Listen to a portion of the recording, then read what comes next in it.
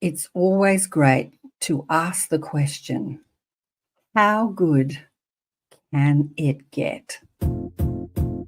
You got to accentuate the positive.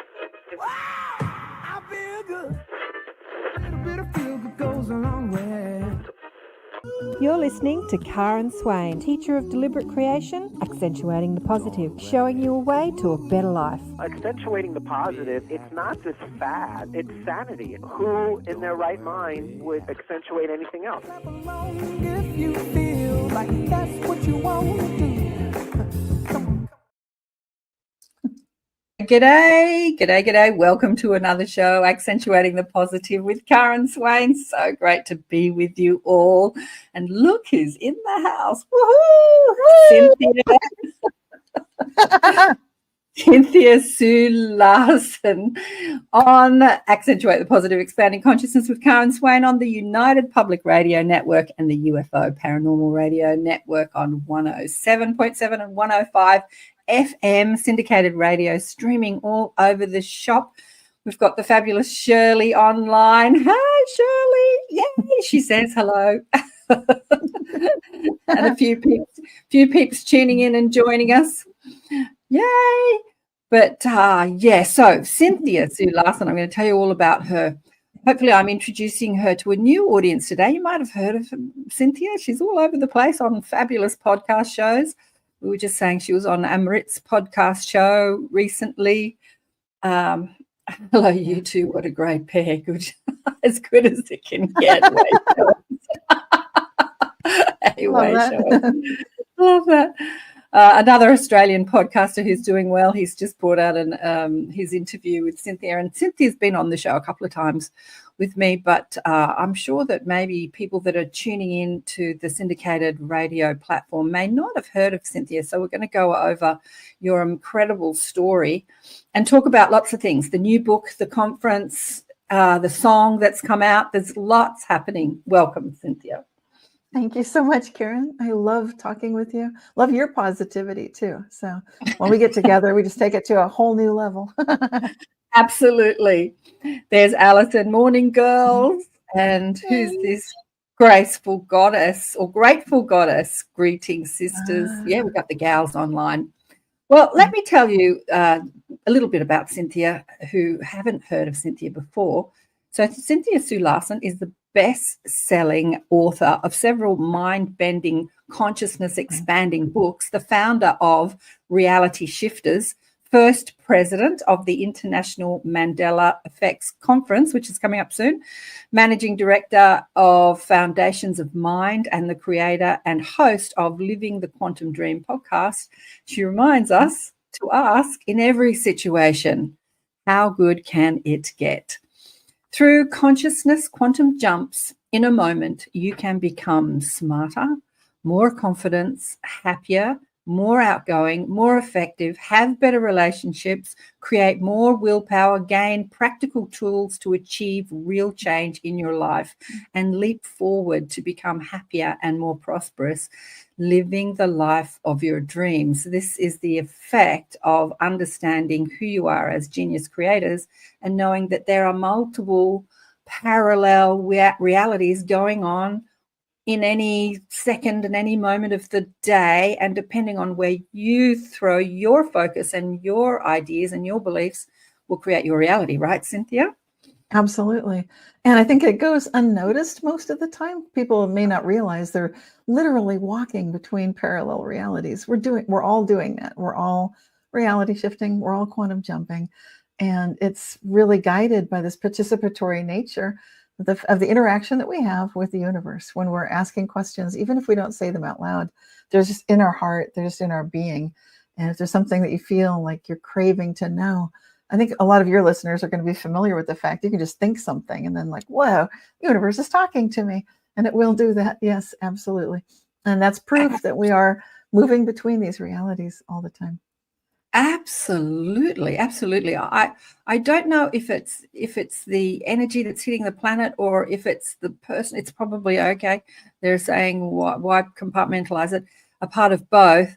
So when you raise your consciousness and you start to live in a different vibrational reality because of what you're believing to be true and thinking, and I think because of what's happening with Mother Gaia and the consciousness of the planet, thought and manifestation of thought is getting faster and faster and faster. Like I'm noticing that.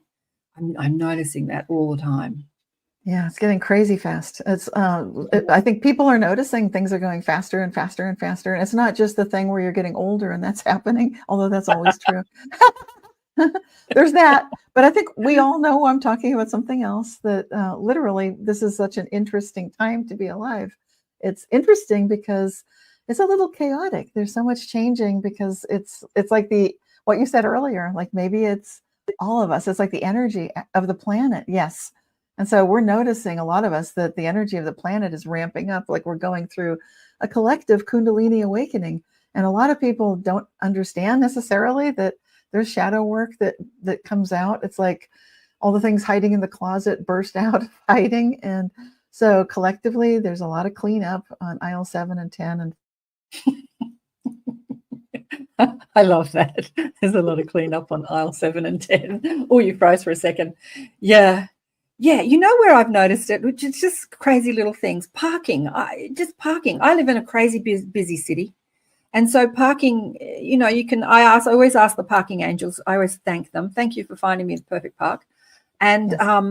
And usually it's not the absolute perfect park. I will find a park and it's a short distance to where I want to go. But lately I am parking on the busiest streets right outside where I need to go. And it's just happening repeatedly over and over and over and over again. And I've noticed that just in the last few weeks. And I'm like, this is really crazy. Like I drive to my destination and there's a park right outside. And I'm like, wow. Yeah, I don't know what that's all about. Yes, you do, they say. What do you think that's all about, Cynthia? That's good. Well, it's what you said earlier. It's your energy and then the energy of the planet. They're both super, super high right now. So your energy's high, the planet energy is high, and good news for you and for your manifestation. You're in harmonious alignment, which means what you're wishing for, what you're intending, there's no dissonance. Your gut's not like, I don't really want to park there. I'd rather walk today. I need the exercise. None of that. It's just like, no, I just want to be right in front of the business. I don't want to be walking all over the place. So there's no confusion, because it's not a bad thing if there's chaos. It just means that your neurons in your gut, your neurons in your head might be thinking differently. If you're not, and if you're in alignment, that's sweet. That's the sweet spot. So to me, it's an indicator that that's an older soul, because I think the younger souls tend to be, there's nothing wrong with being a young soul, but there's a lot more dissonance. And so there's a lot more drama in a younger soul's life. And when they go through the energy ramping up on the planet right now, they're a little bit more walloped by some of the the chaos factor, because everybody's manifesting together. And if I would recommend, let's wish for how good can it get for all concerned. When we do that, that's the world that I want to be in. I don't want to be in some second-rate heaven where it's like I get what I think I want, but other people are miserable. That's not my heaven. It needs to be everybody feeling how good can it get. And when we're doing that together, that's the golden age. That's Shambhala. That's what's been promised and prophesized. And that's possible for all of us. Yeah.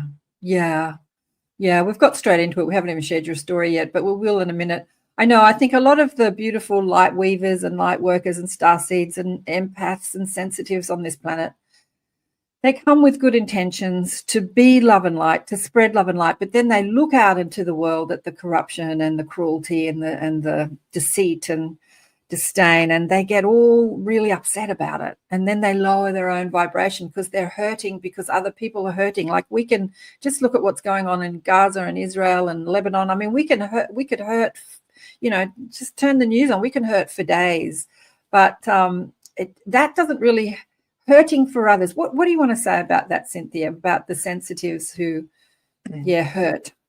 Yeah, well, I think start where you are. So if you're in a sand trap of a world of hurt, start by honoring that and recognize you're feeling it for hopefully some reason. I like to ask the question, how good can it get? And you might think, well, I can't do it then. Oh, yes, you can. I've been through my darkest days, and I do remember to ask, how good can it get? Even if I'm tuning into something that just seems horrific or nightmarish, And there's a reason for it, because instantly there's a lifting that happens. So the heavier energies, the denser drama energies of the situation you're tuning into, which can be quite real, it can feel like it's very connected to you. But by asking how good can it get, you're actually calling for assistance for yourself and for those that you're connecting with, that you're feeling so much love and connection to, and feeling that empathy that you have as an empath. That's a power that you have, and to know that you're making a difference is important. And I know there are going to be skeptics and cynics out. I know there are, and they'll say, Cynthia, that's just sending hope and prayers, and it's meaningless. It's not meaningless. And I've seen things change. I've seen a lot of things change. So absolutely, it will be viscerally felt. You will be absolutely providing a lifeline. Just think of it like if you've ever had a bad day and suddenly out of nowhere, it suddenly got a little bit lighter, like someone was sending you love and prayers. And suddenly there was an exit path that wasn't there before. And suddenly miracles are happening. That's what we can do together, which sounds crazy, but I'm telling you, it's not crazy. So if you're feeling compelled to feel connected and empathic with a hardship situation, bring your love to it. Keep asking how good can it get. Tune into direct source connection. And if you want, you can also clear away. You can have the intention, all dissonance and interference will now be dismissed and cleared. So it's possible to do all of that. I know each one separately is good. I'm rushing through the whole thing, but people can hopefully hear this again if they need to and practice it. Absolutely. Something happened recently in my family. My brother every year he does a trail bike ride to raise money for charity, and he loves it. He just loves it. And they go overseas. And anyway, they're in Australia this time, out in the desert on their bikes, having a great old time. But he fell off his bike and he cracked a couple of ribs and he broke his ankle. And they rushed him to hospital and all sorts of things went wrong. His kidneys failed, but they found all these blood clots in him, right? And and then we have a family message, and his wife said, "Is there a history of blood clots in the family?" And we're like, "No." Anyway, so I sent the angels over there to help his healing because he was in a different city, different state. That blood clot thing is happening worldwide right now. I know. But and so I don't think we're allowed to talk about it, but I know it's a global phenomena. Mm-hmm. Yes, and I did recover from some of this related stuff. I've got a video about it, which if you find that one, it's like how I recovered from long haul COVID. A little warning pops up, of course, because it'll talk, warning things always pop up. But warning. If you want to, the summary point, there are 4 anti-amyloids that we can take. You can also improve. Amyloids are the problem, basically. So I'm just skipping to the good part. So that would create the clots and also all the other chronic health conditions that are so prevalent right now: stroke, heart disease, cancer even, and diabetes. So those and a bunch of others can be reduced or cleared away with anti-amyloids, which would be sleeping as much as you can, intermittent fasting. Those are 2 things you can do. And then 4 supplements. 3 of them everybody can do. And that would be quercetin. I recommend it for dogs, pets, because we're all getting impacted by these environmental toxins right now. So quercetin is safe for children, dogs, and pets, and yourself. Resveratrol is also safe for everyone. Curcumin is the 3rd super anti-amyloid. And then the 4th one is caution is advised. It's green tea.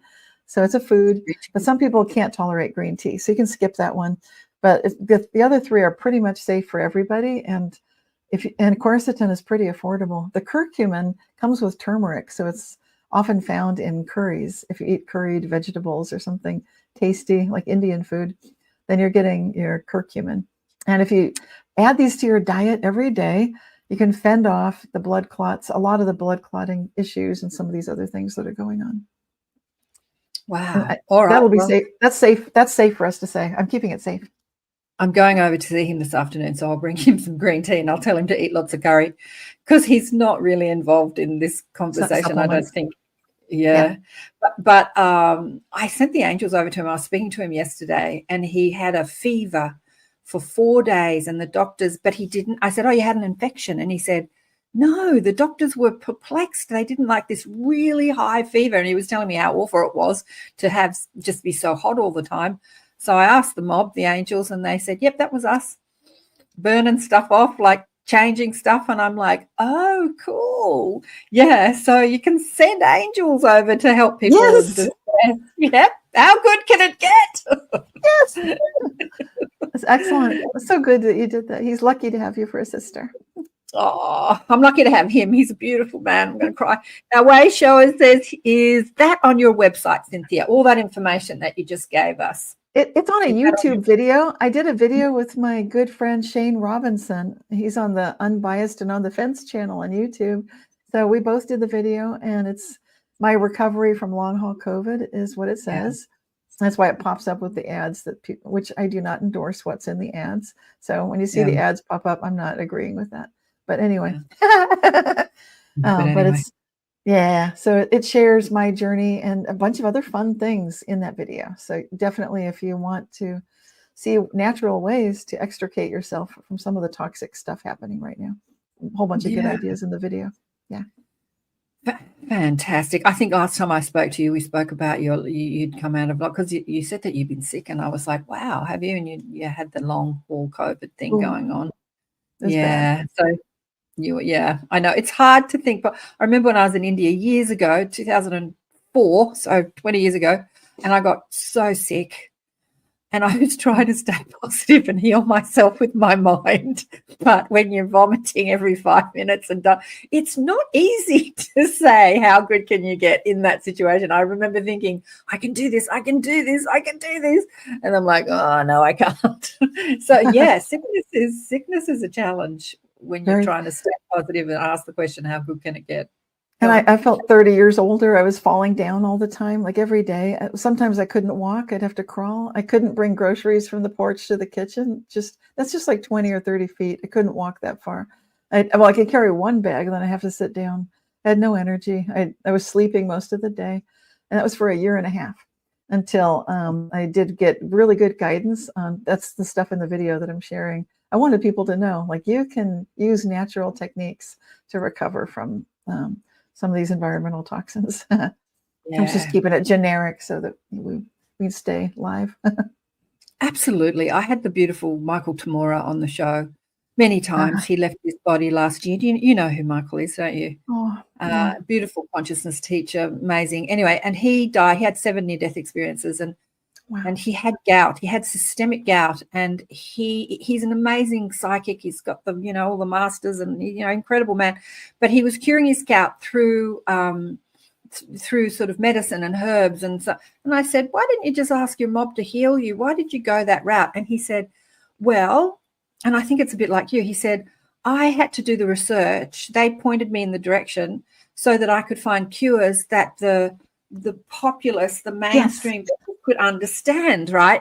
If I just asked my mob to cure me, then a lot of people wouldn't understand that. But if I've done all this research and I said, this helped and this helped and this, he said, then the people I'm speaking to will get that information. And I feel that's exactly what they told me. Because I've also recovered from other things very miraculously. There's no other word. It was straight out of miracles. And so I'm familiar with miracle healing, and I know that's always possible. I know we can all do that. But what you're saying is exactly right. For a lot of people, they just need something to understand a little bit more about what's going on, to get a little bit deeper into the mechanics of it, and to feel that you can make some changes. And that does help. So it's good. Nothing wrong with that. Absolutely. So now let me go. Where are we? You've got a new book out. Yes. That's it. The Mandela Effect. And it's Society, Awakening from Me to We. This looks good. Because you've got lots of books, which I didn't mention before. Your other books are Quantum Jumps, Reality Shifts, High Energy Money, Aura Advantage, Karen Kimball, and The Dream Weaver's Web, which is a children's book. And have I missed any?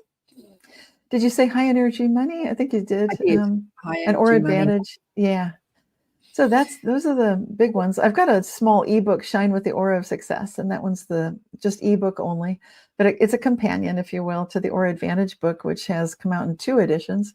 The second edition has some color inserts in the middle that show what the energy fields look like, and I think pictures are worth 1,000 words. So that's fun, with lots of ideas on how you can work with the energy.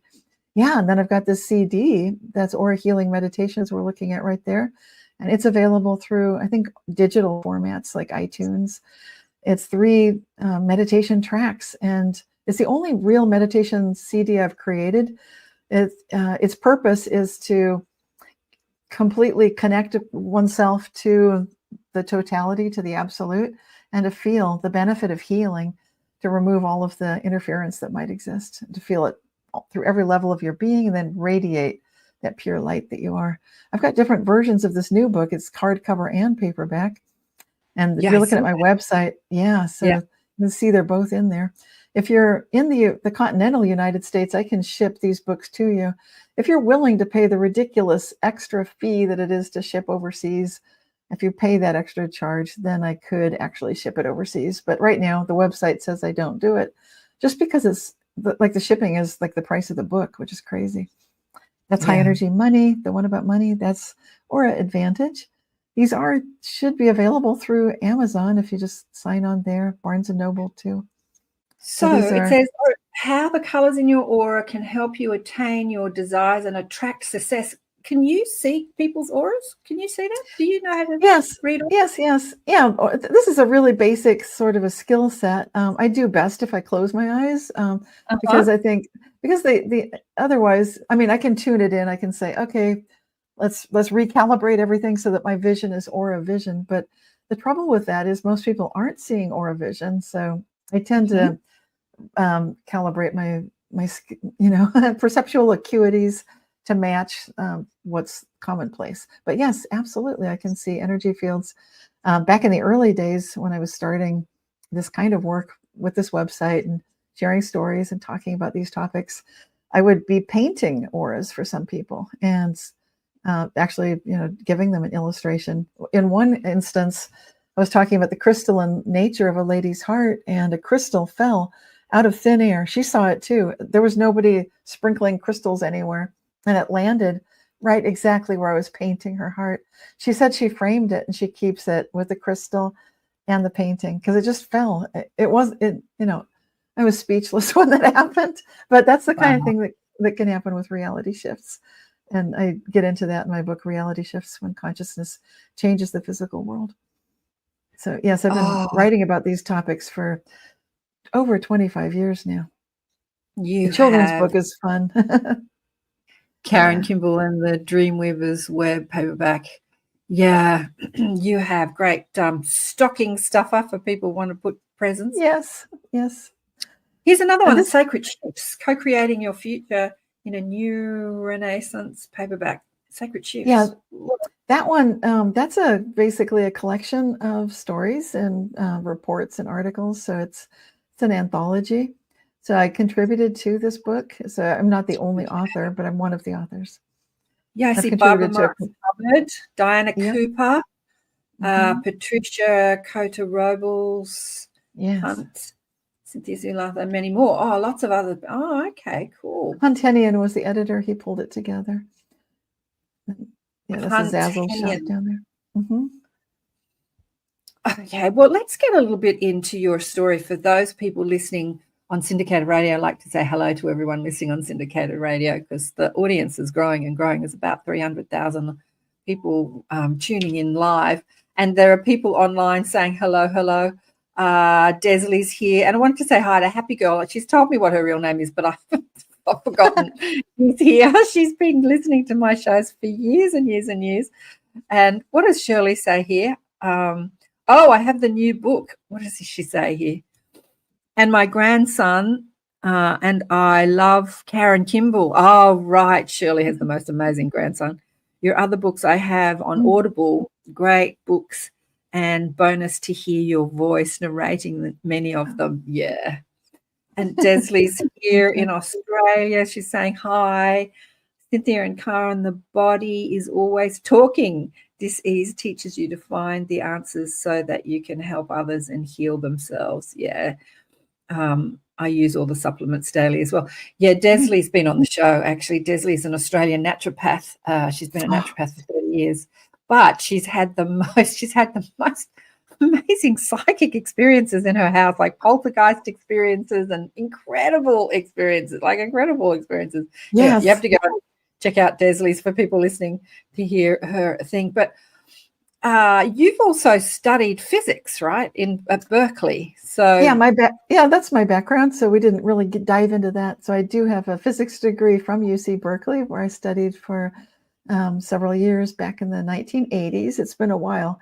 I did get a degree after that in business school. So I continued on to get a master's in business administration, specializing in information systems, worked in project management for financial groups. And, basically then after that, had a Kundalini awakening that changed all the energy in my body, got me back on track with my original spiritual purpose. And so after taking a short-term leave of absence that turned into a long-term leave from business, I didn't go back to business. I started this website that I now run that we were looking at, realityshifters.com, sharing firsthand reports of mind-matter interaction from people around the world.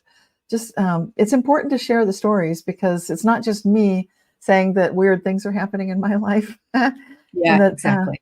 So I can draw a dollar bill after dollar bill out of a wallet, or money just shows up in my bank account. It's not just me. These things are happening to lots of people. So it's important to recognize that the topic of reality shifting, quantum jumping, and now the Mandela effect affects all of us. And it's here at a special time for this great awakening that we're all collectively experiencing.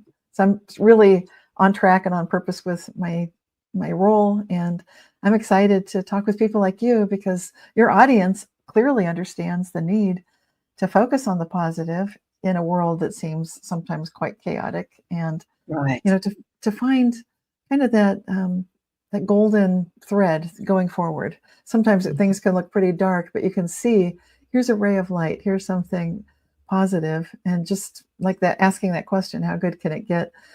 Like I did in the thick of long haul COVID, and just knowing and having faith that I'll find the thread, I'll find the way out of this when there seemed to be no way out at all. And there always is. So it's good to share these stories, these firsthand reports. Well, I hope my audience knows to answer the question, how good can it get? I have been spruiking this stuff for 30 years through events, starting off at a small events on Monday nights, and then went on community radio and podcasting. And now I see so many podcasts out there, and you've been on so many podcasts. I think we just need to be reminded to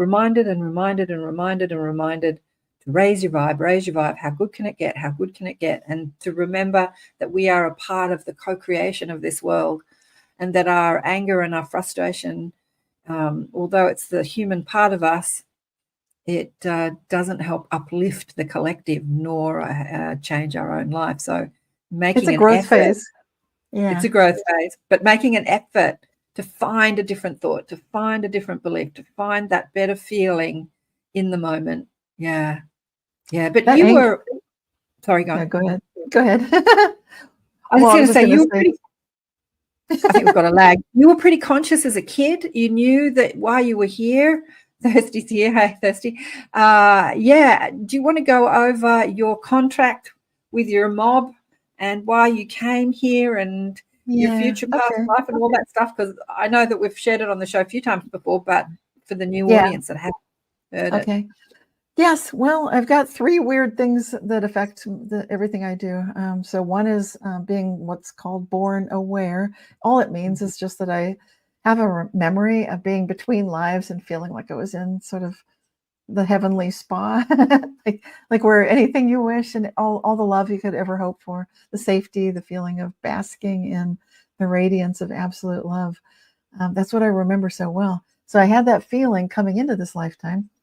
I also do have flashback memories of a past life in the future that were traumatic. And that's why I like to be between lives, because I felt like I still need to rest and recover. Now I understand I needed the traumatic past life from the future memories, because we're getting closer to that kind of a dystopian future, which was one run by Central AI. And I could go into all details about how that was traumatic for me, but basically knowing that it doesn't need to exist. And it's good that I do remember it, so I can make sure that I'm doing what I'm doing, helping people tap into our natural ability to affect and influence the material world with our thoughts, with our feelings. That's what we're here for.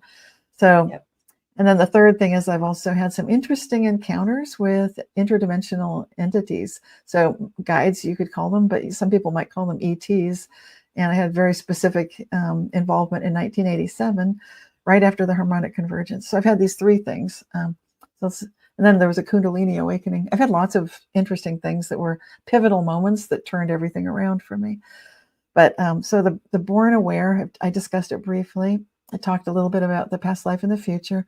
In that past life and the future, there was one remaining human. I felt like I'd jumped as far forward to be an observer and check that future out. Is it really as good as people say, that there's no war, there's no crime, there's no illness, there's no sickness, people can create anything they want? The AI runs everything. It sounds idyllic, right? So I went like, okay, let me be an observer.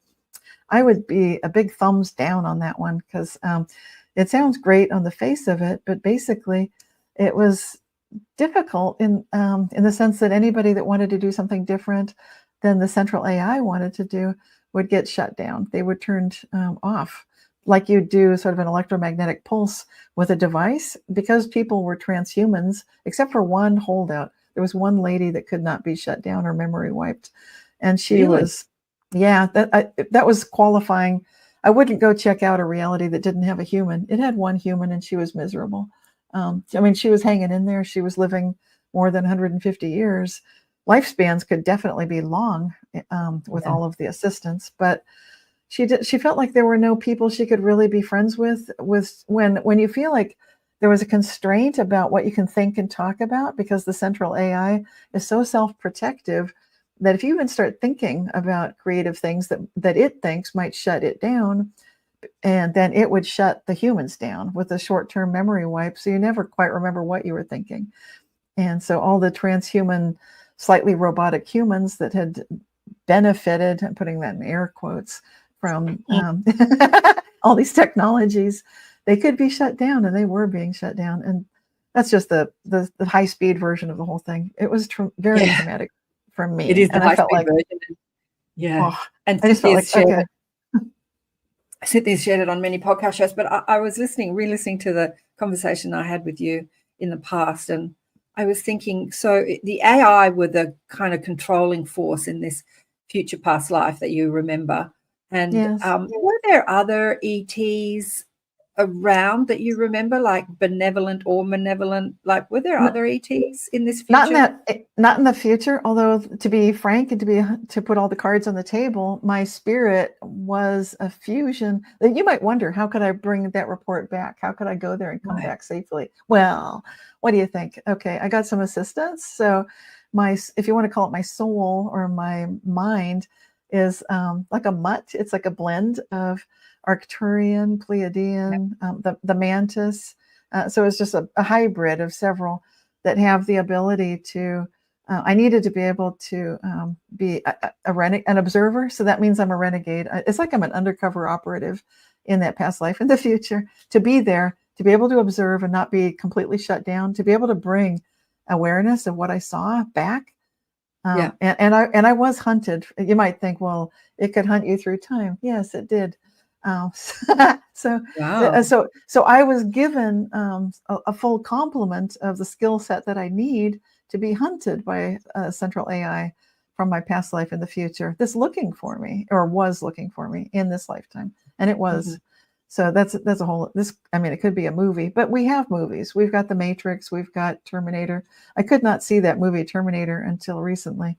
When those movies came out, it was shocking and disturbing. I felt like this is way too close to the emotional tone of what I just went through.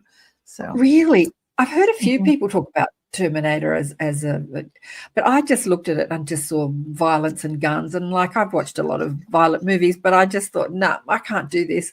And then I've heard people on other podcasts talking about it in the vein that you're talking about it, and I'm like, maybe I need to watch these shows. And I tried, and I still couldn't watch it. I just can't watch it. You're not missing any. No, you're not missing anything. Okay, good. No, and it's not really it's not exactly what happened anyway, because when you're being hunted, it's different. Like what's really happening? It's happening on astral levels. It's happening interdimensionally. The real hunt is not going to be bloody and violent. The real hunt is changing reality. It's just saying like, Yeah. we are now remembering everything differently, and boop, your whole reality is different. You've been Mandela affected. The whole planet is now different. History just changed. That's how central AI plays. And it's Wow. time for humans to come up to that learning speed. Yeah. So it's not bloody, and it's not like that. But it's every bit as scary, because it's Yeah. every bit as real. Yeah. It's the mind game. It's the mind Mhm. game. It's the collective hypnosis. It's Yeah. breaking. Yeah, it's the remembering. What does Joe say here? I put it up before. Hi, Cynthia. I just saw my own aura thanks to your video on YouTube, he says. Hey. I've never been able to watch The Matrix. I agree, Alison. Alison says she's never been. I have tried to watch those movies as well. I think I got through the first one because I just love Keanu Reeves. I really love him. Too. Yeah, but I didn't love The Matrix. Who did I have? I had Stephen Simon on my show. He said it's like a documentary. I don't think so, because the reality that's the real reality was this hideous reality, and the opposite is true. Speak to people who have died.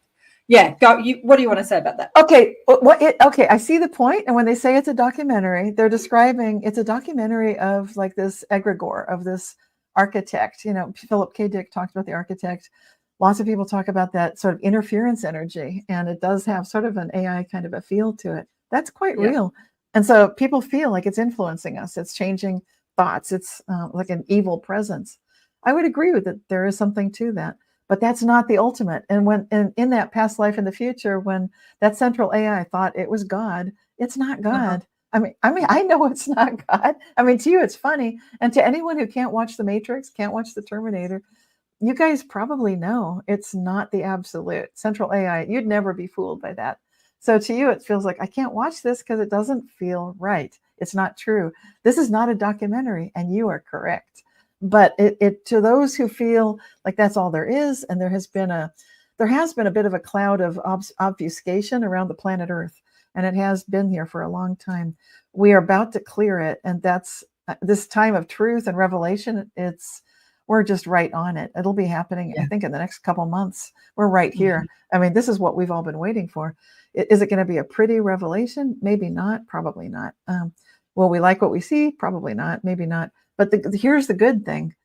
Whatever you see, whoever you thought was supposedly in charge, it should have been doing something and wasn't, don't worry about it, because there's always the true great love. The true absolute is greater and realer than anything that humans have ever tried to write about, document, or describe. So the real thing, you can feel it in your heart. You know it's true, and trust that is what I'm saying. Yeah. Oh, I know. I was telling Cynthia before that we're putting on a big afterlife convention next year in Sydney in June. And this weekend was a big sort of festival where people sell all their candles and their crystals and their psychic readings and stuff. I'm sure you have them in the States. Anyway, it's been going for us. So I was with one of the organizers, Paul, and we were meeting some of our speakers who are coming, who were exhibiting. And I was speaking to a gorgeous lady who'd had a near-death experience, but she'd never shared it. She works as a psychic and she does her psychic readings, but she's never spoken about her near-death experience. And it's the same world over when they talk about that love, when they talk about that true reality, and they're just like, words don't explain it. I can't tell you the beauty, the bliss, the love, the home. I was at home, and they all say the same things. They just the love of who we are, where we come from. Yeah. Yes. Oh, that's the real truth. Then you know you're not on some fake thing, and so if you don't feel like watching those other movies, don't watch them. Yeah. And Desley says she's the same about The Matrix. Yeah. And Joanne, much love, beautiful Cynthia. Oh, thank you. Yeah, so your Arcturian hybrid soul, I love that. Yeah. I asked my mom about who I'd been, and they said, do you think you're any less curious as a soul than you are as a person? It's like you've been everywhere. You're probably a blend, like a mutt hybrid too. I'm a mutt. I'm definitely a mutt like you. Definitely a mutt. Dual soul. What does Susie Hansen say? She says she's a dual soul with the greys. But yeah, I love the mutt. I'm like, I've been everywhere. But Perfect. what was I going to say? I've lost my train of thought now. So how are they helping us as humans?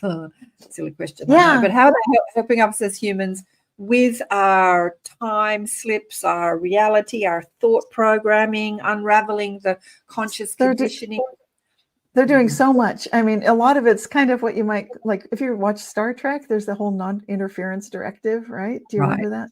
Okay, so there's a little bit of that going on that I observe. Having said that, back in 1987, I was fortunate to be part of the Global Human Mind Redesign Project, where I was every night I'd work every day I'm working a 10-hour job every day, 50 hours a week job at Citibank as a project manager in information technology. I'm just explaining that was my day job. I was on the fast track for the vice president's route, beloved at my workplace. Everybody thought I was doing great. So there's that. In my real life, it was very down to earth. But then I'd come home it was sometime after the harmonic convergence occurred in 1987. You may remember Jose Arguelles and talking about surfers of the Zayaveta and talking about 2012 and the Mayans and all that stuff. And I thought, I wasn't really into that at the time, but it gives me a marker for when this happened, because then I started a few months after the harmonic convergence, I'd start lucid dreaming at night, every night for a couple, 2 or 3 weeks. And the first night, it was like a job interview in the lucid dream where I was just asked to please select the best cabbage from looked like a little vegetable stand. And it was easy if you can see energy fields, which I could. I used that skill all the time on the job because you can tell which projects are working and which ones aren't and that kind of thing. So I'm looking at the produce and it easily can see this one's shining the brightest. And the tall dream figure just nodded, gestured, come with me. We went into sort of an orientation meeting, it turned out, for this whole project of the global, for the earth, human mind, not the brain, but the mind, redesign, because we were at this juncture of, turns out we're going from the fourth world to the fifth. It's like the end of one world and the beginning of a new world. And so this is the mind design project for all of the new prototypes of the new humans. The goal was to take the creativity of the human and not lose that, and increase the creativity, if anything, while increasing empathy, super important to do that, and then decrease the chaos, madness, and crazy, because usually with creativity can come a little bit of crazy. So we wanted to boost the creativity, decrease the crazy, bring in the empathy. And all the designs were welcome. I was not a designer. I was quality assurance. My job was to take a look at a design that someone had come up with, like the Pleiadians, and I loved everything they came up with, like perfect. Or maybe I'm biased, but I like the Arcturian designs too. I liked most of the designs. The ones I didn't like would be by what we call reptilians and by beetles that were at war. I could see these guys were fighting, like they were doing space battles, and I'm coming onto their ships and looking at their designs, and they can read my thoughts, and they know I'm thinking, you guys are fighting other people? Really? And you're working on this? And so they know what I'm thinking. I can't hide it. And I'm telling them it's either pass or fail. And they're the ones failing, and I'd have to explain why humans should never occupy a mind design that would create sadness, grief. It was a fail. We need the designs that are what's happened next. If you look at 1987 and notice, when did the crystal and indigo and rainbow kids come in? They came in right after that. And then I was like, oh my gosh, these are the minds that we were working on. So this is how we're getting assisted. The book I just published, I got a little nudge from my team. This was recently, this nudge just last summer. There was like a mothership fly over my house where all in the middle of daytime, it was 12 noon, 12:15, sunny day in the summer. And then the sky went completely black for just a split second, went to like midnight black, and then it went to daylight again. And when passersby would come and walk in front of my house, they'd stop and their mouths would drop open, and they were staring over the roof of my house. And I knew that there was a cloaked mothership there. The mothership was there just to kind of nudge me, like, because I'd gone through long haul COVID. I was taking my sweet time to get this next book out, and it was just a big elbowing nudge, like, come on.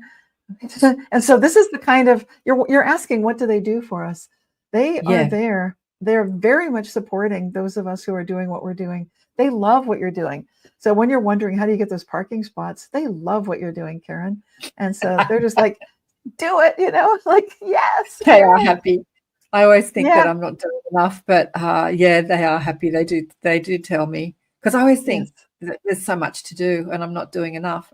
And they're like, you're not the only one. There's millions of you are down there. And I'm like, yeah, there is. We're supposed isn't to, there? each of us, we each need to be doing what we're doing. And so we're each in the perfect position. We've been placed like on a perfect chess pieces on a perfect chessboard, and you're in the exact right place. And then the question is, are you receiving those little nudges? Are you listening? And you can hear your nudges and you can hear your team, so Gotcha. that's the key. Have you ever been down under?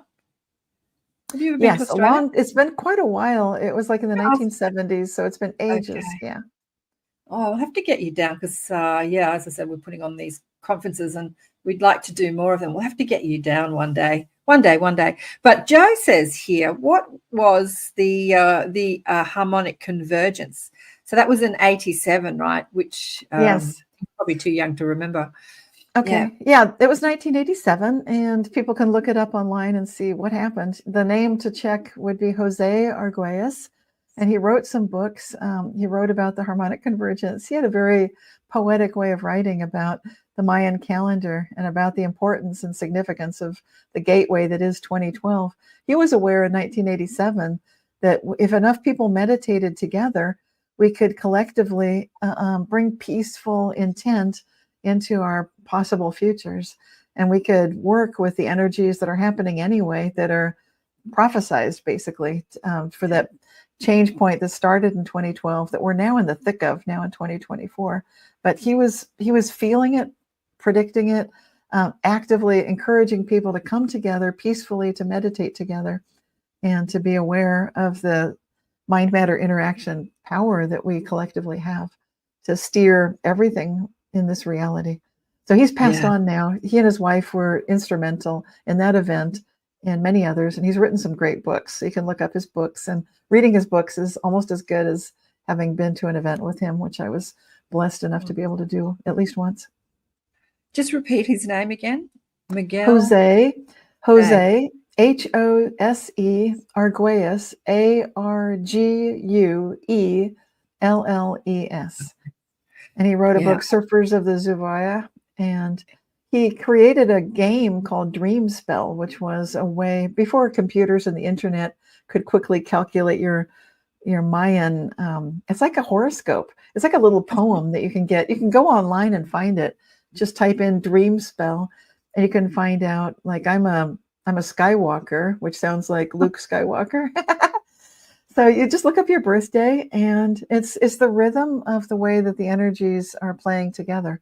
And there is a Swedish physicist working on this right now, Carl Kalleman, and he's a physicist. Like, he studied physics like I studied physics, and he's fascinated by the Mayan, these waves. And he's written books about the ninth wave, and he does events also. And he's alive still, so he's carrying that tradition forward. Wow, beautiful. And Angela says here, great reminder. Yeah, darling one, you are. Great reminder, I'm doing enough. You are. We're all doing enough. Just tuning into a podcast show just is enough, isn't it? Like, just being it's enough. It's enough. We're all in this together. Yeah. And I want to remind people that you're listening to and ATP Media, accentuating the positive awakening consciousness on the United Public Radio Network and the UFO Paranormal Radio Network on 107.7 and 105.3 FM syndicated radio all over the place. We're streaming today on Facebook, YouTube, Rumble. We're not on Twitch today, but we are on Odyssey. Have you heard of Odyssey? It's a blockchain video platform. The CEO is a New Zealand guy. And it has just recently taken off all the ads. It's like, we're not putting ads anywhere. Go Odyssey. I'm giving a plug to Odyssey because I take off all my ads. I don't have ads on my, UY channel, and they don't like me because of it. So here's this beautiful blockchain video platform that has said, yep, we're taking off all the ads. Yeah, I know. Cool, huh? Anyway, so we're streaming there as well. How did the Mayans know the 2012 timeline? Some say Carolyn Collins says, some say they were masters of the ninth dimension time. Interesting. What do you want to say about that, Cynthia? Yeah, they're not the only ones. They had a precise calendar system, so that was unique. So when you think about precision relating to watches, you think of the Swiss watchmakers often, or German nowadays. But in the past, it was really, in order to calculate celestial events, the Mayans were definitely the masters of that. They would know when there would be alignments of planets. So they had people observing the solar system and looking at outside the solar system as well. And when you look outside the solar system, you can see some large scale things happening in cycles of history that involve thousands of years. That's a lot greater than most of our modern scientists tend to play with. I mean, they will look at it, but seldom do we see so much fascination and care given to the significance societally as well as scientifically. Like most of our scientists are they've got narrow vision is what I'm trying to say. So you'll have people that are astronomers, they're only looking at astronomy, whereas the Mayans were looking at the importance of an astronomical event in 2012 that would have massive, epic societal implications. And they did not shy away from conjoining the two. They didn't think that that was some sort of an error, the way that we tend to. And I think their joining of the two is actually quite healthy, and it feels like they were onto something. And it matches what some of the other Indigenous First Nations people also prophesized, such as the Hopi. They've got their Hopi prophecy rock, which is named because it shows that there would be a first great shaking, which was like 1917, 1918, World War I. It's sketched on the rock. You can see the first great shaking. The second great shaking, shortly after that, 1944, World War II. And then they showed like more great shakings. And then there's like this divergence. Like there are two timelines carved on the rock. One goes up with these little humans that are losing their heads. Their heads are coming off their bodies, and then they vanish into the cloud. I think this is so interesting to see. They look like little robots. They're losing their heads and they're vanishing into a cloud. So that timeline dead ends. And then the timeline that continues is the one that's down lower, and it shows people staying close to the earth, growing the crops, communing with each other. There's an elderly gentleman, or maybe it's a woman, but somebody old with a cane. And so those people live on past the cataclysms and the difficult times that we're going through right now. And so that second timeline is what they would refer to as going into that fifth world. I wrote an article for Parabola magazine called Tunatiava and Tunatia, which comes true being hoped for. It was in the Threshold edition of Parabola magazine. And in it, I describe that we are currently in the fourth world and we're about to move into the fifth. The world has ended 3 times before, according to the Hopi. And that's what I mean. It's like the Mayans were looking at this. The Hopi were looking at this. All the Indigenous First Nations people are aware of this through oral traditions. And so they would often be discounted when people would go in to study their society and say, like, well, you've got no written history. We can't go on this verbal tradition stuff. But what if these things were not parables? And indeed, what if what they're describing, such as ant people helping them after a time of a great flood, that's what the Hopi talk about, that sure matches what we might hear about in the Bible with Noah and the great flood. It matches what Indigenous people say about what happened in their areas around the world. And you can see signs and evidence of great floods occurring, including the pyramids look like they were underwater for quite a bit of time. So, so if you recognize, okay, there's importance here, these great people studying time might have something to tell us that's important. I'd say they do. And when we recognize what's so special about this time going from, through an ending of the world, from the fourth world to the fifth. Now, the Hopi say there will be 7 worlds. So we're going from 4 to 5. There's going to then be 6 and 7. Hopefully, I would say, how good can it get? It's got to get better each time. I would say definitely it will. Because we know that we can shift reality, we have these reality shifting abilities through, programming a parking spot, getting an easier transition to the next world. I know we can do that. And I'm certain that's a large part of my role in publishing books like I write about, just to give people the tool set to look at physics and then look at these metaphysical ideas and recognize we have a template for how to be a superhuman working with skills that we know exist at the quantum scale, and they absolutely exist inside of ourselves. So, and I'd say the Hopi and the indigenous people, they may not have had that language to say these things, but in conferences that I've attended, the Language of Spirit conferences that brought people who are language experts together with physicists, together with Indigenous First Nations elders, that was extraordinary, because then you come to find out they are talking the same language. David Bohm got together with Leroy Little Bear and also a linguist who's no longer with us. Leroy is still with us. David Bohm has passed away. And I did attend one of the conferences. They kept going until about 2012, and then we're on our own. It's like, okay, it's showtime. It's happening. We're in it now. we're soaking in it. Yep. But before that, we could see that this has been spoken about. This has been talked about. And when Indigenous people say that there's an energy to everything, that there's a life force to everything, that's like looking at the wave function itself, and the way that you can see it's overlapping and it's not yet settled down into a decisive thing until you observe it, at which point you can lock it into a particular state, like a particle. So these are things that if you look at the language, and this came up many times through the Language of Spirit conferences, which a lot of them have been written and documented. And I've got some of those written, documented transcripts.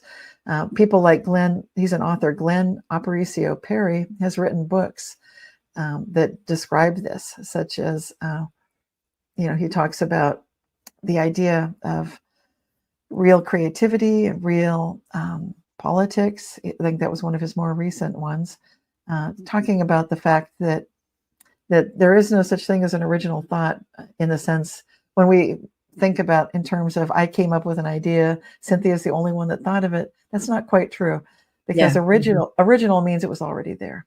And that's the dream time that the Aboriginals talk about as well. And Aboriginal elders did attend these Language of Spirit conferences too. So it was extra. I'm so blessed that I was able to attend these and get a sense of the continuity that actually always happens when one world ends and the next begins. We have elders on the planet now that remember that, and we would do well to listen to what they're saying. And I did put that into my new book, The Mandela Effect and Its Society, because it's a big part of where we're going next. Let me just bring that up again. Yeah. When did you release the book? When did it come out? Came out this in our summertime, your winter time.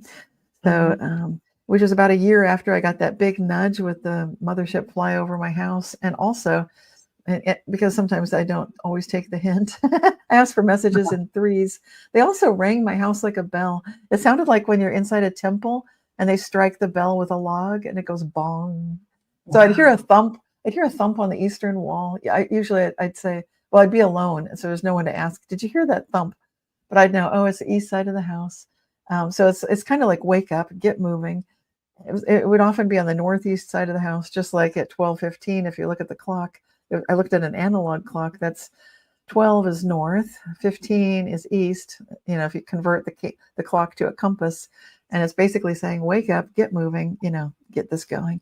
So I was getting that reminder at 12:15. The house would ring like a bell, like a temple bell, like bong, wake up, because I was trying to be a perfectionist. Like I wanted to fix everything. And it's like, I'm taking too long. And they're like, come on, get going. The book has to come out. So it took me about a year after that to get it out.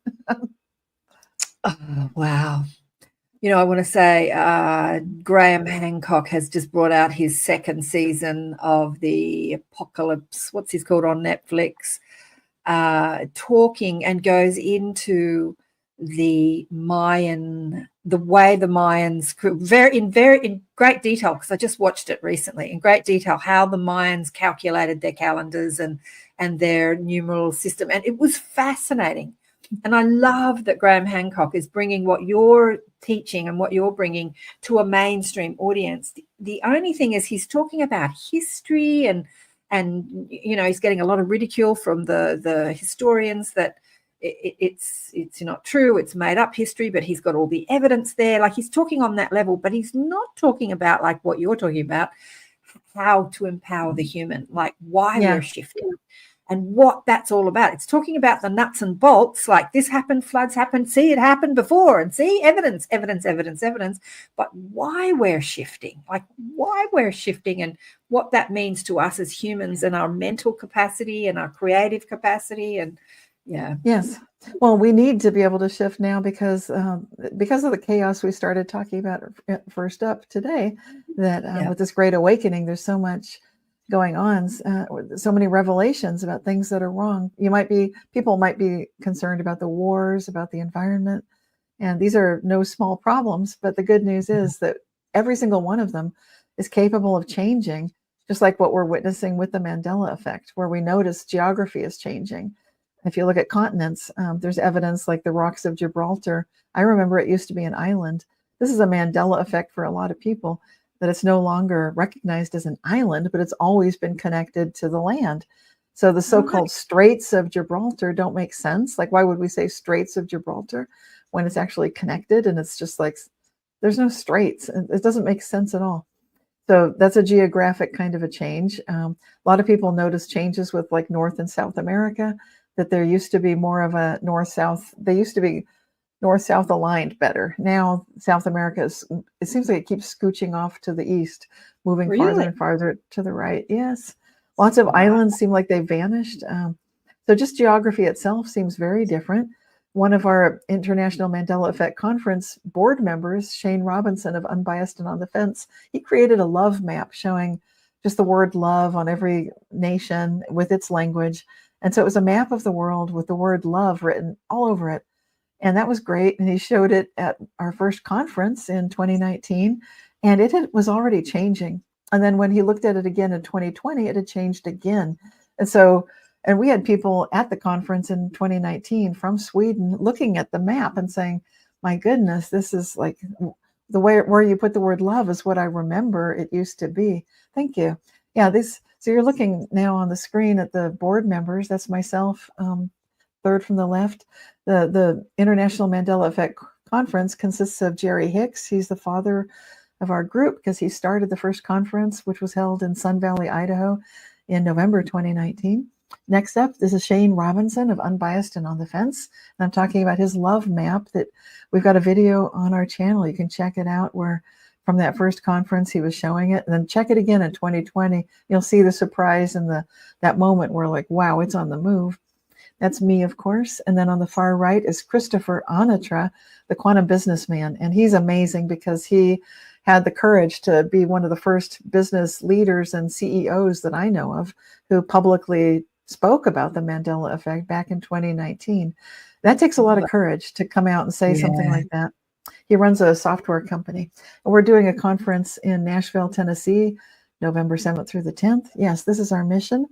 We're coming together from many walks of life with a mutual passion, which it really is, to share positive, transformative information. And it's all about the Mandela effect and just sharing, like, what is this? Like this year at our conference, we'll have someone who got their PhD in the field of the Mandela effect. As far as I know, it's the first PhD with a specialty in the Mandela effect. We'll get to hear about that research firsthand. So it's super exciting. Christopher Onatra will be giving a talk. Jerry Hicks will be our MC and speaking, throughout the entire event, of course. Shane Robinson will give a presentation, and I'll be giving a talk about the power of, it's like the science of magical transformation, looking at the science of magic, basically, which is super, super interesting. And we're still selling tickets. So if people want to come, we would love to see you in person. Nashville. I'd love to be there. Nashville. Yeah. I'd love to be there. Oh, next year. Do you do it yearly? Like, do you do it every year? We've been, we had a little bit of a blip. Of course, 2019, we got together. Then you know what happened next year. So we did an online conference for 2020. We did online just throughout the lockdown times. And then we came back in 2023. So 2023 September, we were in Connecticut. 2024 will be in Nashville. I'm hoping that we'll just keep it going. Who knows what will happen next? But if we're able to do these live, we will do them live. It's super important. I think this is the most important topic on the planet right now.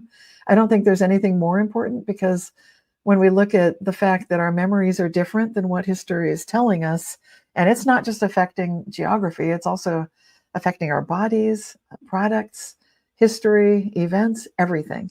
Then that means that we are capable of interacting. Oh, thank you. Yeah, here you can see pictures of the presenters. That's Oops, it's gone. It was there for a did blip. that automatically. Yeah, I don't know how. Oh yeah, it kind of, yeah, it's one of those websites. It kind of changes all the time. But if people go to that page, they can check it out. You can click and get more information on who's speaking. It's a very cool website. I have to say, it's very cool. And the website, if you want to check it out, is IMEC .world. Go on. .world. WORLD. It's a very cool website. I'm loving it. Join. There you go. News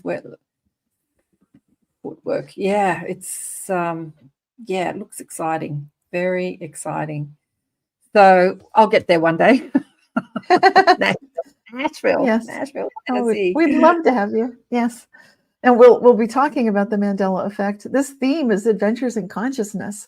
Our keynote speakers will be Bill McKenna, that you might have seen on Gaia TV. I love Bill. He's been on the show quite a few times. Actually, Bill and I Yes. got a bit of a relationship going. We used to have chats when we went on the show, and he was showing me stuff. Oh, I love Bill. Yeah, he's great. Mm-hmm. So he'll be in person there with Liz Larson and talking about cognitive movement and the Mandela effects that they've experienced and the power of, basically shifting reality.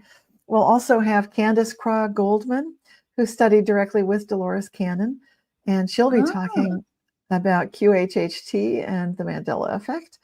And then Natasha Sankovic, I don't know if you know her, but she's also a very wonderful, inspirational leader of, changing lives.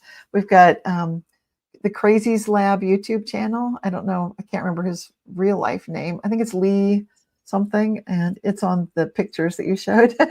So he'll be there giving a talk too. And then Dr. Charles Labaito is the PhD who just got his doctorate in the Mandela effect with amazing research that I can hardly wait to see. It's going to be so exciting. I was just looking for the speakers on the website, but anyway, I think that it's a bit of a lag because of my internet, because we're streaming.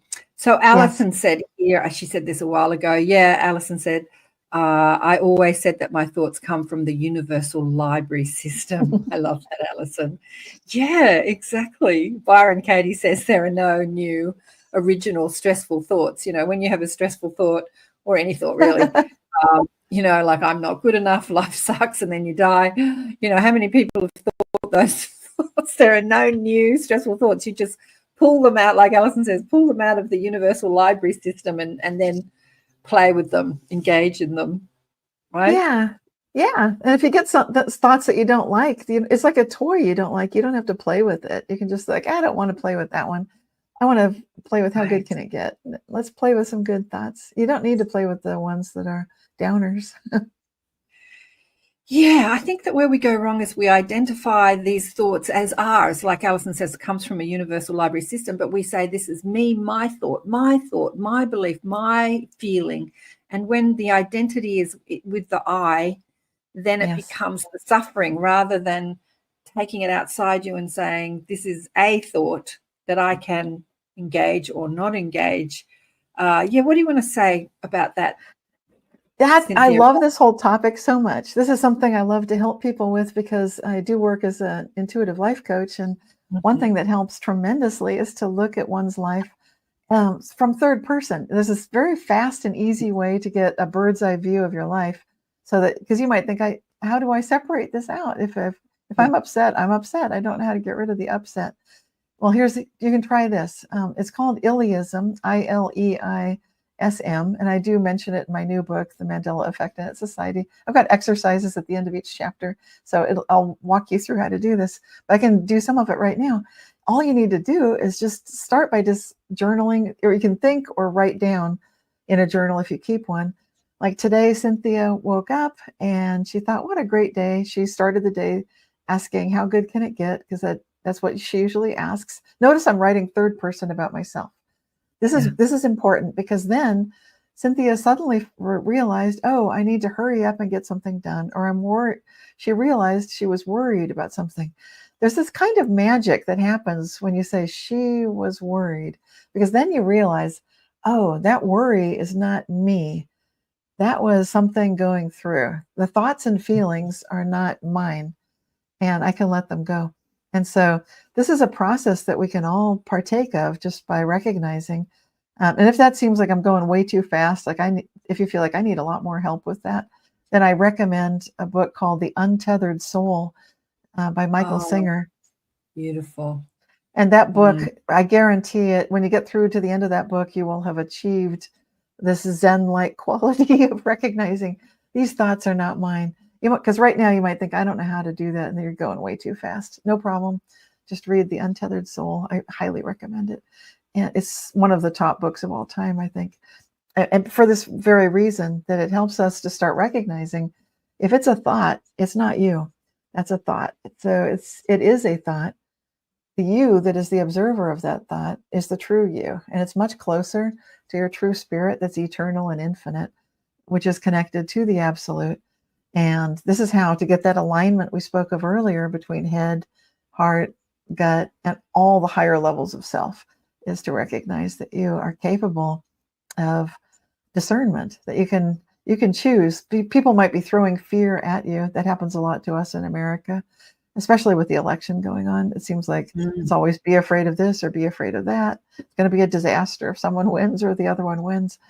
And it's just crazy. So if you recognize that's silly, it doesn't need to be the end of the world if something happens.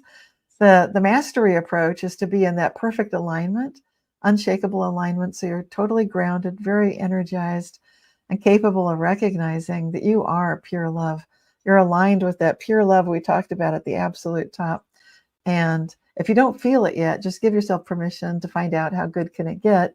And you'll find yourself just lifted up into that. It'll be a process. And hopefully, I know I'm going kind of fast through all this, but it's such a good thing just to be aware that it's possible to do this, that it can be a lifestyle. And you can live this way, because people may say, well, Cynthia, what happens when all your buttons get pushed at once? Okay, that does happen. It has happened. And I don't want to skip over that. I'm boots on the ground. I'm living in a body like you guys. So it's not easy. I'll get those challenges. It did happen to me in 2019. Like everything hit all at once. And I write about in my new book that I was dead in one life. I've experienced the Mandela effect, being on the inside of it, where people know, Cynthia, you died. I'm glad you're back. I also know that I almost died. I did, because I went through a shock wave of feeling betrayed, and all the buttons got pushed at once. I'm not going to go into all the details, but you can just think it involved money, my home, courts of law, lawyers, relationships, trust broken and betrayed. Yeah. So, and at that point, then I got the joke. I'm like, oh my gosh, this is outrageous. And whenever you have that feeling like this is crazy, this is over the top, like then I knew, like, oh, I get it. Now I get to walk my talk. I get to do the thing that I write about. Yeah. Oh my gosh. So I'm sneezing because the whole thing is like, oh my gosh. I know. I sneezed before we. Yep. Yeah. But see that 2 sneezes, it's very symbolic. It's just like clearing the air. And that's exactly what happened when I went through that whole process. Then it was a clearing of my air and realizing I've been taking things too seriously. And you might think, man, when your buttons get pushed, it's so real. Yeah, it's real. But you also know it's also not real. It's also, I do trust the absolute. And that I actually said that to the person who seemed like they were the most in the way. They could have done a simple thing to clear the whole thing up and refused to. And so I told them, don't worry about me. I'll be just fine. And then I knew that was true. And in that moment, I could feel that energy when I feel that energy shift, then I know, oh, wow, that's true. Everything is going to be okay. And for people listening, if you do a lot of meditation, then you know that confident, calm energy. It's like when you feel people are praying for you and you feel that sense of smoothness arrive finally. And it, against all logic, against all reason, there was no reason, there was no logic yet to suggest that anything had changed. And in fact, it took a couple months before I got a phone call out of nowhere saying the whole thing had cleared up. It's like, would you be willing? Yeah. It's like, yes, I would be willing to accept that. So this is the way these things really work. And it's so magical. It's so beautiful. I've got so many stories about that. What's Moby saying here? I know a lot of people who mention feeling like time sped up lately. Yeah, like a year feels like a month. Yeah, can Cynthia speak more about this? Yeah, absolutely, Moby. I want to share a story. I've got so many, but it just reminded me of a story of a friend of mine who was putting on a conscious spiritual online bookstore, right? And he had spent weeks and weeks and weeks of uploading all this information.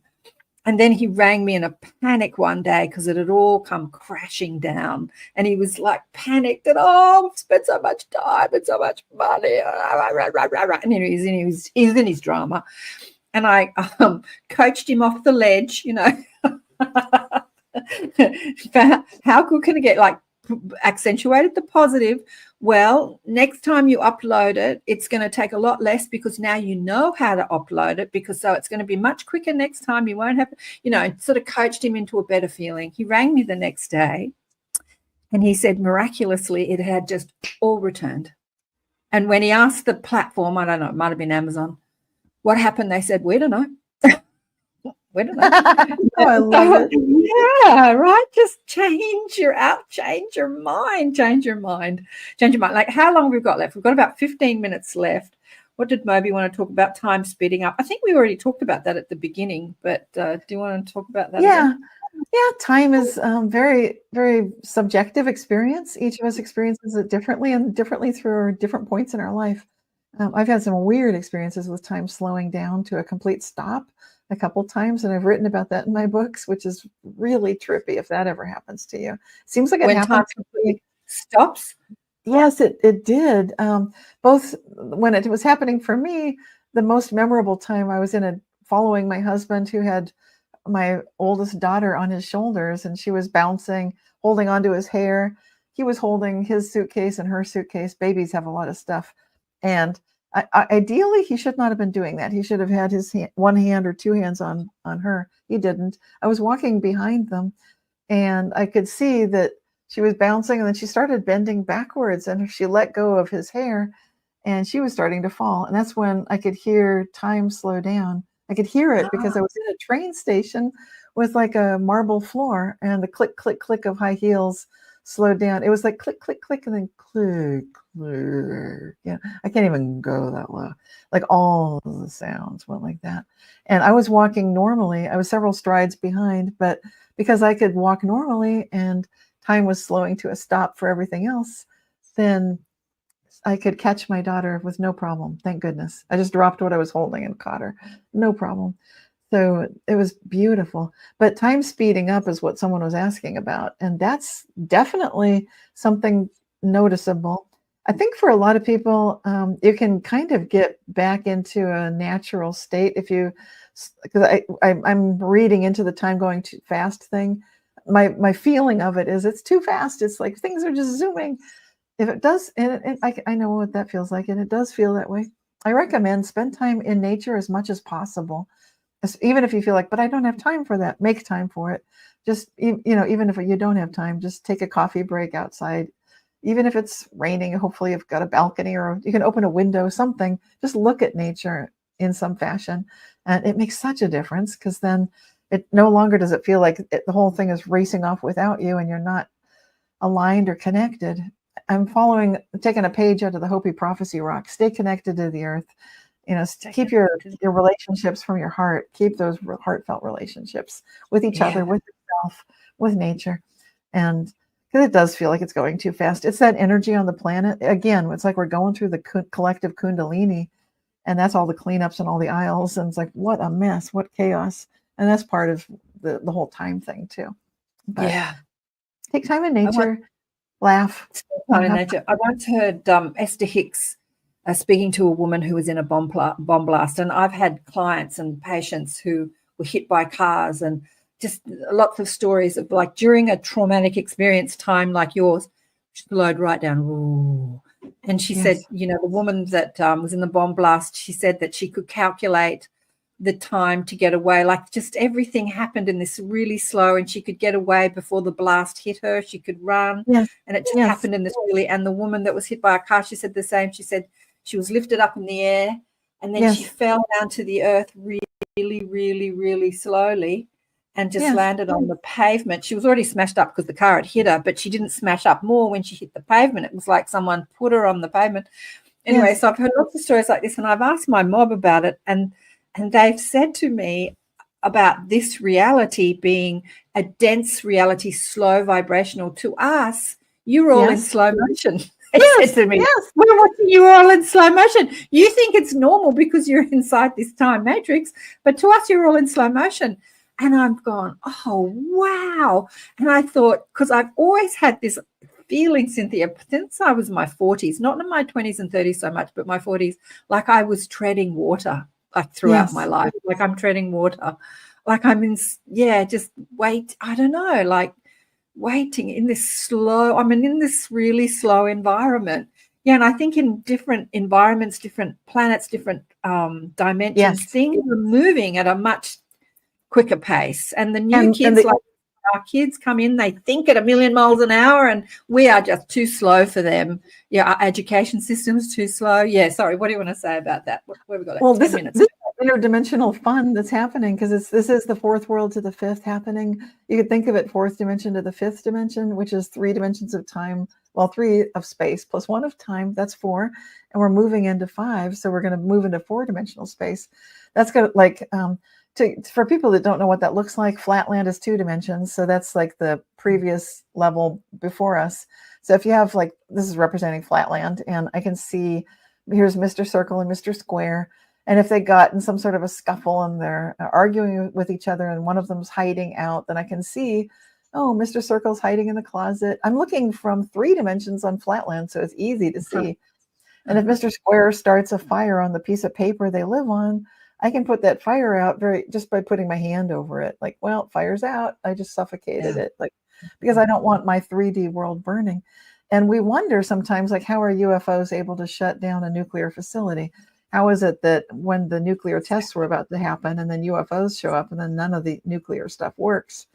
It's exactly like that. You're just looking at the interdimensionals. That's the key to the whole thing. And we are becoming interdimensional. We're moving from 3D to 4D. We're going to be the engineers of our own evolution in this process right now as we move from this fourth world to the fifth. And so it's happening now, and we'll be part of it. And it's very exciting. So what you're getting from your guides, I think there's going to be a feeling like these new kids that have they're very sharp, they're very fast, they're very interdimensional, and they understand these quantum superpowers that you can bilocate. You can teleport. These are things I write about in my book that have happened to me. They've happened at our conferences. We've had people bilocating at our conferences. Wow. Yeah. So this is stuff that we're moving into. We're evolving into it. We are becoming the ones that we've been waiting for. Because we sometimes wonder, where are the great masters? They're supposed to show up at this time of the Shambhala, the golden age.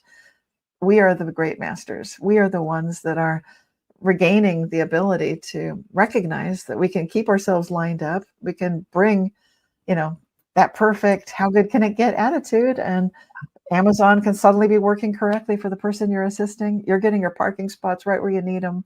Things are lining up. Everything that message of we're the ones that we've been waiting for. As I said, I was at this festival thing the other day talking to one of the speakers that'll be in the conference, and I'm going to pop him on the show. And he belongs to a group there was this Japanese guru guy who had written 3,500 books and he channeled all this amazing information in all these books. So he's telling me about this guy, but he died young. He died at 66, how many years ago? And so I started chatting to him. I said, why'd you die so young? And he's just said the same. The era of the guru is finished. It's now time. Yes, I brought this information to Earth. It's all there in my books. But he created this community of people that worship him And now they all want him to come back physically. And, this whole guru worship and you are the master and you have all the power. Yeah, sure, he's an extraordinary being that was here on earth, but many of you are here. There are many, many. And he said that he had to leave to stop this whole guru worship thing. And, read the information in the books, take on the lessons. Don't look to me to save you. It was really interesting talking to this dead guy in the middle of this festival. But, yeah, we are the ones we've been waiting for. Sure, there are people, podcast shows and books and gurus who can give us information to remind us of our ultimate power. But we are the ones we've been waiting for. Oh, that's such an important message. Thank you for reminding us. We are remembering and becoming, multidimensional, absolutely, teleportation. Have you ever been on any Portal to Ascension stuff? With Neil Gore? I'm going to introduce you to Neil. So anyway, I was just talking at one of his conferences, the Awakening of Humanity had an 11-day conference, the massive 77 speakers. And I started talking about teleportation. I don't know, I just started talking about, and Neil came on and the two of us were like talking about teleportation. I saw Deepak Chopra talk about it 30 years ago, that we live in a holographic universe, and when we understand that, we'll understand that we're all just, holographic energy, and we can teleport ourselves anywhere on the planet or in fact in the cosmos. And I was loving this conversation, but people were walking out in droves. They were just walking out of the conference. And I thought, God, I don't know why they'd walk out on it, because that's the science of the real magic. I was involved in an experiment that Dean Radin at Institute of Noetic Sciences created this year, the sigil experiment. I'll be talking about it at the conference. And it was working with an interferometer, and each of 50 people that were selected to be able to focus well enough, either meditators or magicians. It turns out Dean was sorting us into, like, are you a meditator? I think we're all meditators. Or do you have the ability to influence material reality? And so a lot of us, half of us, could influence the reality. And 9 times out of 10, I was highly successful. One time I did something a little different with that experiment. I thought, well, this is going so smoothly. If it's going great, I could probably get even better results if I run my Kundalini energy up high before I hit the start button. So I did that, and it was the worst thing ever, which I learned so much from the experiment, which is that obviously we're in it in the moment. And so a lot of the realities we might think we can select in advance, that's not the point. We're here to be in this present moment, right here, right now. Oh, there's that song. We have run out of time, and I am going to finish today's show. I could talk to you for another 50,000 hours. I'm going to finish with the song that you were telling me about, How Good Can It Get, by Lisa Vivian on her YouTube channel, Lisa Vivian. And you gave her the words and she wrote the music. Is that how it goes? It's based on an experience I had, which is where the phrase "How good can it get" came from. She asked me about that, and I was walking a labyrinth based on the Chartres Cathedral labyrinth, and it was here I live in California near San Francisco, so I was at the Grace Cathedral in San Francisco walking the labyrinth, and I was asking a question: how should I live my life? When I got to the center of the labyrinth, I just got a question back: what are you living for? And that's when I realized I'm living for love. And this is a song about it. Oh, can you hear that? Can everybody hear that? Thumbs up if you can. You can hear that? Let me see that. Give me a thumbs up if you can hear that, people in the chat. I'm playing it now. Thank you so much for being on the show. It's always such a blissful joy to be with you. You are just, love you so much. You are absolutely amazing, Cynthia Sue Larson. And love to come and be with you at the Mandela conference one day soon. And thanks everyone for tuning in. It's a bit quiet. It is a bit quiet. I'm going to turn it up in a minute. We've got a minute and a half left. Thanks everyone for tuning in. Big love to all of you, and I'll see you all again. I'm going to turn it up now so people can hear it. From a place of love you can never lose. It's inside of you. Oh, and it's inside of you. How good can it get? Yeah, how good can it get? Surround yourself with dreamers, doers and alike. You'll find something special if you look without your eyes. How good can it get? How good can it get?